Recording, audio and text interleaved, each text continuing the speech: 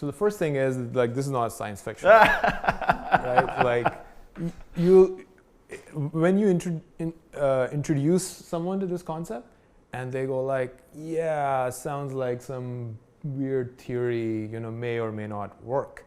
And then when you tell them that, hey, this is not science fiction, this is Bitcoin, right?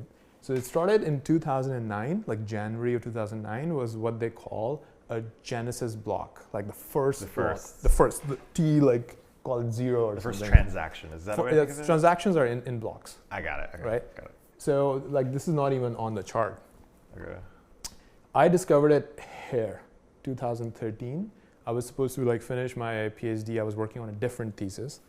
I just kind of like, me and my co-founder Ryan Che, we just went all in. Like this technology is like, it's a rabbit hole, right? Like you can just like keep discovering new things, and you can I just heard a rumor that you may have put all your life savings in Bitcoin. Yes, but is this true?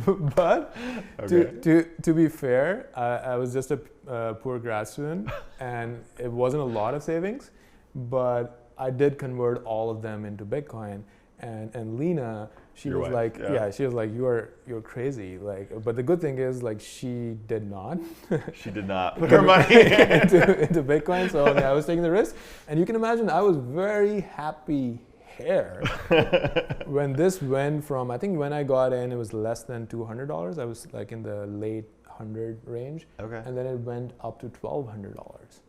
Right, so I was feeling very smart at that point, like when it was here, and then there was a crash, and then another crash, and it was stable. But what's interesting is, all of this has happened before.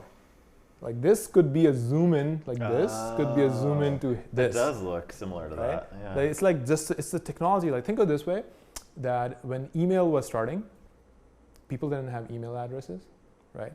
And then you would bring someone on board by making them create an account and sending them an email, right? But now there is actual money involved with the adoption of this technology as more and more people are like joining in, and the total number of Bitcoins are actually fixed. So it works like gold in that way. Like the price the only way forward is the price to go up, because the number of Bitcoins is fixed. Anyway, so like it's been around, we have actually been developing a lot of technology on top of it. I'll talk a little bit about it later. This is interesting. So if you go back, the first question that people were asking is, okay, it's a digital currency, but will anyone ever accept it? Like, can you actually buy things with it, right?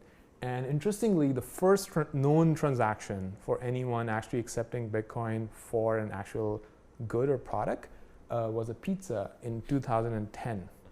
Right, so this guy sent 25,000 Bitcoins for a pizza that the other guy was saying the pizza is worth about $25. That's an expensive pizza. It's expensive pizza. This is a pretty good pizza.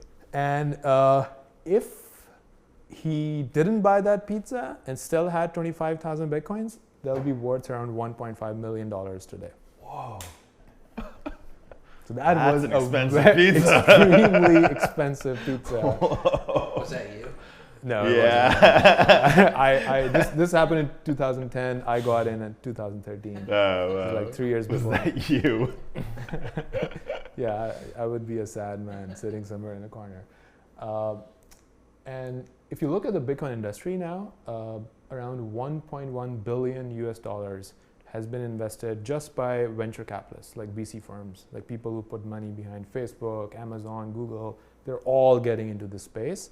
And these are like some of the big companies. We actually share investors with these guys, like companies that raise like north of $100 million, right? And to build like wallets for Bitcoin, to build like merchant services, to build like, they're a very interesting company, 21. They are building like Bitcoin computers that just come with this mining chip, so that whenever you're kind of like just minting money through your computer, and it has like built-in Bitcoin support, so you can just like make payments at any point and so on. If you actually wanted to, so now this brings me to like, okay, how is the currency actually created? Like, who creates it? If there's no government, how do you actually distribute the currency to begin with, right?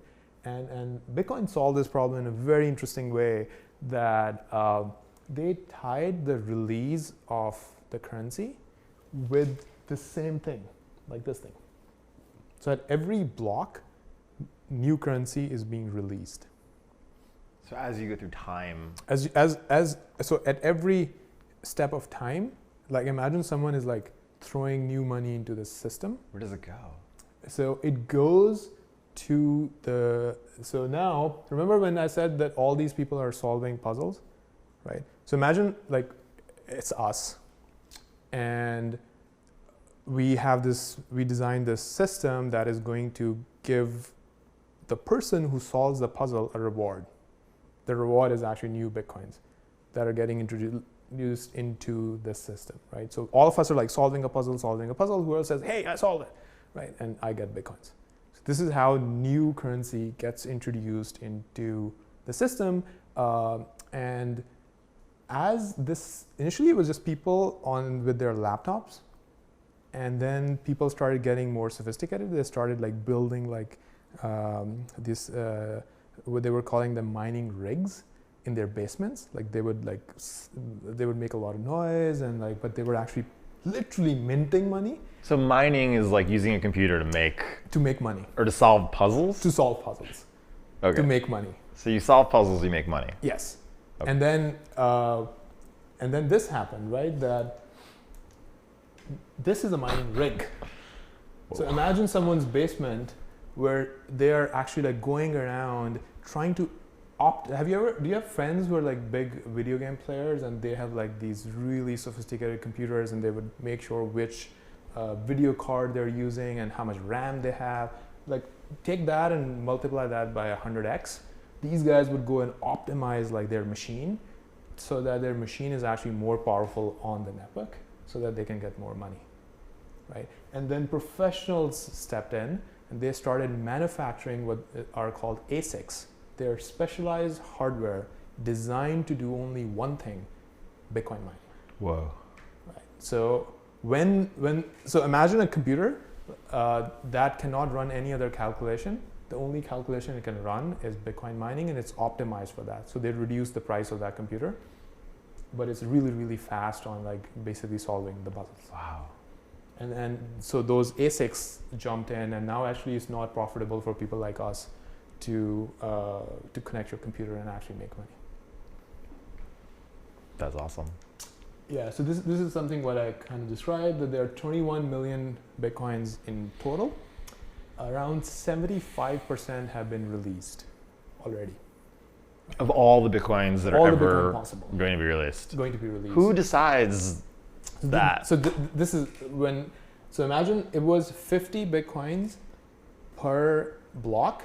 Like when that guy bought a pizza for like 25,000 right. Bitcoins. Yeah. Like he was probably mining for a while and collecting like 50 Bitcoins per block and then decided to spend them. And then it dropped in November of 2012 to half. So it's like, imagine the protocol is reducing the rate at which money is being released into the system because they thought that people will realize how valuable Bitcoin is over time. So initially there's more supply, but less demand. And now the demand is going up and the supply is kind of like going down. And it's very interesting. So Bitcoin actually halved again last month. And now Bitcoin was like big enough that there were actually like Bitcoin parties all over the world, like Tokyo, San Francisco. People were like, for some reason, this was like a big event where now suddenly it went from $25 per block to 12.5 Bitcoins per block. Right, so this is going to go down to zero in the next, I don't know, like 70 years or something like that. Is it because of inflation is what you're saying? It Because is. there's so many of them. So imagine, so governments do this, right? Like governments would figure out what's the inflation rate for the currency. So this is inflation built in at the beginning. Everyone knows the rate, right? And then it's going to stop at some point. So we actually don't know what will happen, but it's actually, the point is actually pretty far away in some sense. But if it keeps reducing in half, like you can imagine it'll go down to 6, then 3, then 1.5. So actually that time is not that far away. So we might hit like less than 1 Bitcoin per block in I'm assuming decades, Mm. a couple of decades. Mhm. So then it will be very interesting to see, do people still connect their computers to the network? Because that's not the only form of payments.